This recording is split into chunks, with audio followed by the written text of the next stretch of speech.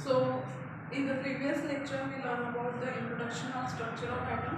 तर त्याच्यामध्ये मी तुम्हाला सांगितलं होतं की what is mean by atom. Okay, मग आपण बघितलं होतं बेटा इन शॉर्टमध्ये आपण मास जे सर्वांनी पार्टिकल होते ॲटमचे फंडामेंटल पार्टिकल्स ज्यांना आपण म्हणतो प्रोटॉन, इलेक्ट्रॉन अँड न्यूट्रॉन, यांचा मास व्हॅल्यू बघितलं होतं आपण, चार्ज व्हॅल्यू, त्याच्यानंतर मास बघितलं होतं, ठीक आहे, मास व्हॅल्यू, आणि त्यांच्यावर चार्ज कोणते असतात ते बघितलं होतं. Okay, so you know very well mass of the electron, proton and neutron. Okay, electrons are mass just it is near about negligible, considered 1.9 into 10 to the power minus 24 gram असा आपण consider करतो. Okay, त्याच्यानंतर आपण प्रोटॉनचं बघितलं तर 1.67 into 10 to the power minus 24. Okay, and near about न्यूट्रॉनचं पण same असतं as that of proton. Okay, पण न्यूट्रॉन थोडे हेवियर असतात as compared to proton. Okay, so see today we are learning a new concept, that is a new concept नाही तसं म्हटलं तर तोच concept आहे डिस्कवरी. थोडं डिटेलमध्ये आपण बघणार आहोत. बघा, हे जे डिस्कवरी आहे हा जो कन्सेप्ट आहे हा जास्त एक्झाममध्ये विचारला जात नाही, पण तुम्हाला थोडं त्याचं नॉलेज असायला पाहिजे म्हणून मी हा पार्ट घेत आहे.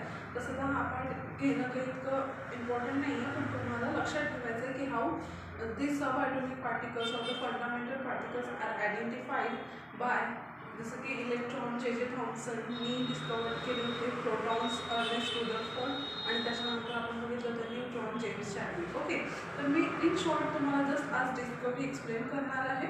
ठीक आहे, so see discovery of electron. Okay, you know that very well electrons कुठे प्रेझेंट असतात बेटा?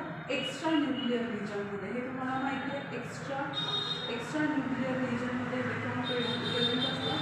आउटर द न्यूक्लियस मीन्स न्यूक्लियसच्या बाहेर around the nucleus electron rotate होत राहतात. एक्स्ट्रा न्यूक्लिअर रिजनमध्ये प्रेझेंट असतात. त्याच्यावर चार्ज असतो निगेटिव्ह चार्ज. ओके, हे तर ऑलरेडी मी थोडं तुम्हाला सांगून दिलं होतं. जेव्हा डिस्कवरी झाली तेव्हा आयडेंटिफाय झालं की ते are negative charge. Okay, and they have it very small mass. तर बघा, डिस्कवरी ऑफ इलेक्ट्रॉनमध्ये you know that J Thomson discovered in 1897 electrons. Okay, so what त्यांनी काय यूज केलं होतं डिस्कवरी ऑफ इलेक्ट्रॉन्समध्ये, means how the discovery of electron takes place. Okay, so he use cathode ray tube. त्यांनी एक cathode ray tube use केली होती बेटा, ज्याच्यामध्ये काय केलं त्यांनी, कॅथोड रे ट्यूब त्यांनी यूज केली, आणि त्या कॅथोड रे ट्यूबमध्ये बघा इथे मी शॉर्ट एक जस्ट छोटंसं डेमॉन्स्ट्रेशन तुम्हाला देत आहे. Okay, cathode ray tube use केली आणि त्याच्यामध्ये त्यांनी अटॅच केलं electric field. Okay, positive field and negative field, electric field and magnetic field apply केली, आणि इथनं त्यांनी काय केलं की कॅथोड जे आहे ते अटॅच केलं. ओके,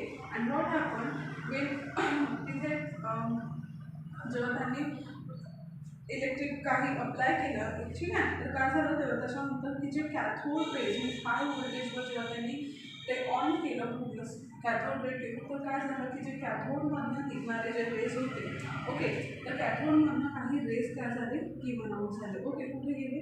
कॅथोड रे ट्यूबमधनं मध्ये. Okay, and what happen, some of the rays जे होते ते goes straight, but some of the rays are deflected from their direction. Okay, means what they get deflected म्हणजे कोणत्या साईडला डिफ्लेक्ट झाले ते इथे आपल्याला दिसत आहे, पॉझिटिव्ह इलेक्ट्रिक फील्डकडे डिफ्लेक्ट झाले. Means what, from this he identified that की if that deflected rays are attracted towards positive electric field, then what happened, that ray means cathode contain negatively charged particle. Okay, and that negatively charged particle having very small mass. Okay, so that's why what happened, cathode rays त्यांना म्हणजे त्यांना नाव दिलं त्यांनी, त्यांचे raise होते त्या रेजला नाव दिलं बेटा cathode ray. Okay, and they are the very small stream of a very small negatively charged particle. Okay, which is near about 1837 times lighter than hydrogen atom. म्हणजे हायड्रोजन ॲटमच्या वेटपेक्षा पण ते 1837 टाइम्स काय होते, लायटर होते. And it is nothing but the what electron. ही means काही वेळानंतर लायटर त्यांनी त्याला नाव दिलं होता electrons. Okay, and this particles are present in all atoms. Okay, ठीक आहे, so it is nothing but the what discovery of electron which is given by scientist J Thomson in 1897. Okay, तुम्हाला just लक्षात ठेवायचं आहे की exactly काय use केलं होतं त्यांनी, कॅथोड रे ट्यूब यूज केली होती. ठीक आहे, त्याच्यामधनं जे इनविजिबल रेज गिवन आउट झाले होते बाय अप्लाइंग हाय व्होल्टेज, ते इनविजिबल रेज डिफ्लेक्ट झाले होते towards positive electric field. Okay, deflect झाले होते, and that deflected rays are stream of very small negatively charged particle. Okay, so this is nothing but, and they are very lighter in weight. तो लक्षात ठेवायला म्हणतो आणि या पार्टिकल्सला आपण म्हणतो इलेक्ट्रॉन्स. ओके, लक्षात ठेवा. Okay, now next one is discovery of proton. Okay, so discovery of proton मध्ये आता मी सर्वप्रथम तुम्हाला सांगितले प्रोटॉन कुठे असतात, इनसाइड न्यूक्लियस. अजून एकदा मी तुम्हाला सांगत आहे, ठीक आहे, तुम्हाला लक्षात ठेवायचं सांगलं. ठीक आहे, त्याच्यानंतर कारण की मुलांना कन्सेप्ट माहीत असते पण केस नाही माहिती राहत की इलेक्ट्रॉन प्रोटॉन एक्झॅक्टली कुठे प्रेझेंट असतात. Okay, and inside nucleus present असतात आणि जो चार्ज कोणता असतो त्या पॉझिटिव्ह चार्ज असतो प्रोटॉनवर. ओके, ठीक आहे, आणि न्यूक्लियस कुठे प्रेझेंट असतं, centre of the atom. Okay, now see discovery of proton is done by Ernest Rutherford in 1911. Okay, what he use, तर त्यांनी एक अल्फा पार्टिकल स्कॅटरिंग एक्सपेरिमेंट घेतला होता. त्याच्यामध्ये त्यांनी काय केलं होतं, अल्फा पार्टिकल स्कॅटरिंगमध्ये एक अल्फा पार्टिकलचं सोर्स घेतलं होतं जिथे अल्फा पार्टिकल प्रेझेंट असतात. आता हे अल्फा पार्टिकल्स म्हणजे काय, तर it is nothing but the what helium 2+ ions असतात, त्यांना आपण अल्फा पार्टिकल्स म्हणतो. ओके, सी हेलियम 2+ आयन्स म्हटल्यानंतर they are positively charge.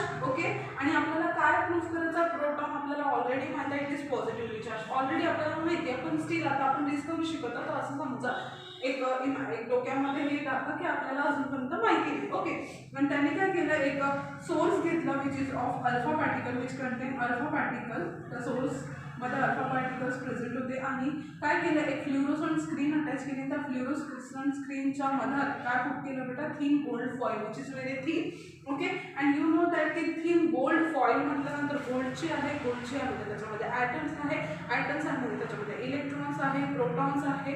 Okay, so what happen by passing this alpha particle from the gold foil, what happen, alpha particles काय झाले, straight काही alpha particles काय झाले, म्हणजे 3 टाईपचे पार्टिकल्स आपल्याला इथे कन्क्ल्युजन दिसलं. म्हणजे काय, तर काही अल्फा पार्टिकल बेटा स्ट्रेट पास झाले from the gold foil. Some of the alpha particles get deflected from small angle and some of the alpha particle get deflected by large angle and some of the alpha particle get bounce back म्हणजे काय, you know that reflection, जसं light bounce back होऊन परत येतं तसंच alpha particles पण हे काय झाले, अल्फा पार्टिकल बाउन्स बॅक झाले थिन गोल्ड फॉईलला अटॅच होऊन. ठीक आहे, so what happen, the scattering म्हणजे स्प्रेड होणे. अल्फा पार्टिकल स्प्रेड झाले पण काही अल्फा पार्टिकल बेटा बाउन्स बॅक झाले. अँड दॅट बाउन्स बॅक का बरं झाले, तर त्याच्यावरून त्यांनी कन्क्ल्युजन काढलं की why they are bounce back, का बरं ते रिटर्न आले थिन गोल्ड फॉईलला अटॅक करून, because that gold foil contain atoms. Okay, आणि ॲटम्स म्हटल्यानंतर त्याच्यामध्ये काय, न्यूक्लियस आहे, न्यूक्लियस म्हटल्यानंतर it is positively charge. Okay, and that's why what happen, these particles are also positively charge and that's why what happen, there is repulsion between nucleus of a gold and alpha particle and that's why the particles are bounce back. Means what, from this he concluded that there is a presence of massive is nothing but the heavy and positively charged का बरं, कारण की ते return आले बेटा. Okay, bounce back झाले. So it is what, he concluded that from this the presence of massive means heavy आहे काहीतरी, ॲटमच्या सेंटरमध्ये काहीतरी हेवी प्रेझेंट आहे जो कसा आहे, massive and positively charged nucleus in an atom. Okay, and later he named that particle as a proton. ठीक आहे, म्हणजे प्रोटॉन कसे असतात, पॉझिटिव्हली चार्ज. ओके, आणि आता तुम्हाला क्वेश्चन पडला असेल की मॅम अल्फा पार्टिकल्स का बरं डिफ्लेक्ट झाले स्मॉल किंवा लार्ज अँगलनी, तर बेटा डिफ्लेक्ट झाले म्हणजे काय, तर ते न्यूक्लियसला टच होऊन गेले म्हणून ते डिफ्लेक्ट झाले.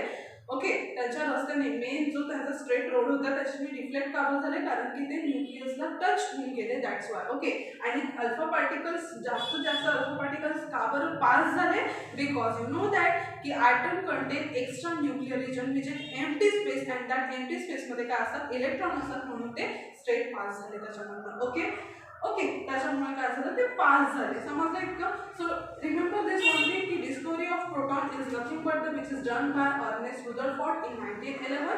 ओके, कोणता एक्सपेरिमेंट त्यांनी केला होता, scattering of alpha particle. And always remember this alpha particle are nothing but the helium 2+ ion. Okay, त्याच्यानंतर by using thin gold foil. Okay, what happen, alpha particle bounce back झाले, त्याच्यावरूनच त्यांनी conclude केलं की ते पार्टिकल्स कसे होते, massive and positively charge. Okay, which is present in the nucleus of an atom. Okay, so this is about what, discovery of proton.